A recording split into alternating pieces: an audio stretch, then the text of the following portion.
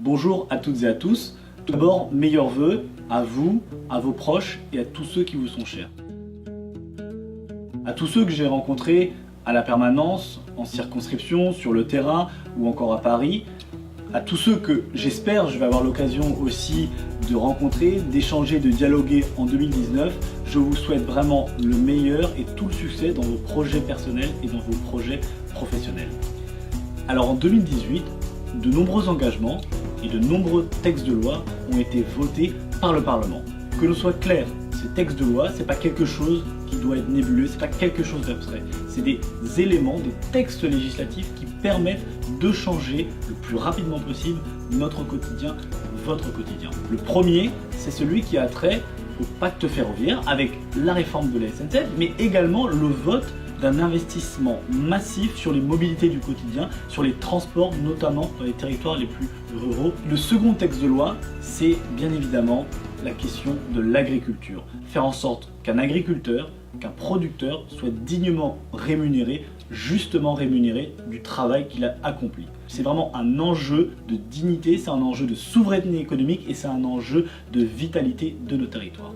Je suis convaincu qu'on a tous à cœur, au-delà de nos divergences, de faire en sorte que l'agriculteur ne soit plus la cinquième roue du carrosse, mais réellement le moteur de la chaîne alimentaire. Le troisième texte de loi sur lequel je voulais revenir, c'est celui qui a trait à la formation professionnelle et à la liberté de choisir son avenir professionnel. L'investissement massif dans la formation professionnelle, 15 milliards d'euros, mais c'est aussi la valorisation à la juste valeur de filières comme l'apprentissage pour vraiment faire en sorte que chacun, peu importe son territoire, peu importe ses aspirations, ait une formation à la hauteur. C'est un élément essentiel de l'adaptation de notre économie et de l'adaptation aussi de notre société à un monde du travail qui évolue très rapidement.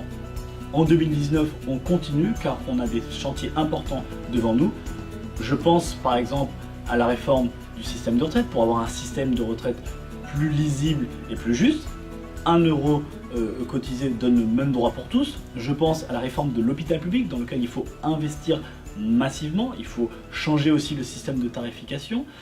Il y a également la question de la dépendance qui est pour moi un enjeu essentiel, c'est de faire en sorte que peu importe le territoire, peu importe la situation, peu importe les revenus, une personne âgée en situation de dépendance puisse avoir une solution, qu'elle soit collective ou alors un service d'aide à domicile. L'investissement dans les maisons de santé pluridisciplinaires, dans les EHPAD, dans les services d'aide à domicile, les hôpitaux publics sont pour moi et réellement une priorité de mon action et je compte vraiment travailler avec tout le monde pour trouver des solutions qui répondent aux aspirations de nos concitoyens. Encore beaucoup de choses à faire avec vous sur les questions économiques, sur les questions sociales, sur les questions environnementales bien évidemment et écologiques, le niveau européen, car on voit bien que pour faire face à des États continents, pour faire face à des entreprises qui ont la puissance quasiment d'État, c'est le niveau européen qui est pertinent pour faire face à tous ces défis. Et puis, cette année 2019, ça commence par ce grand débat national. Ce débat sera fortement lié à l'implication, ça va sans dire, du plan Grand Angle. Et surtout aussi, et je vous invite là, si vous avez des neveux, des nièces, j'en vois dans le fond là-bas, à faire en sorte que les jeunes se mobilisent, parce qu'on parle aussi de leur futur. Ce grand débat national, je vous invite vraiment à y participer, je vous incite à créer vos propres débats citoyens dans vos communes, sur vos territoires et partout où vous soyez.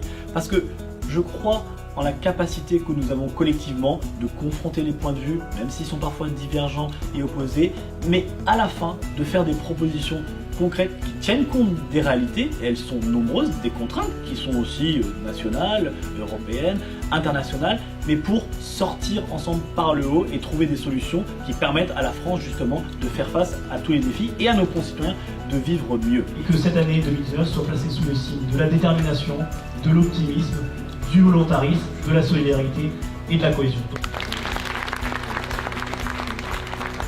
Je vous souhaite vraiment à toutes et à tous une belle et heureuse année. Vive la République et vive la France!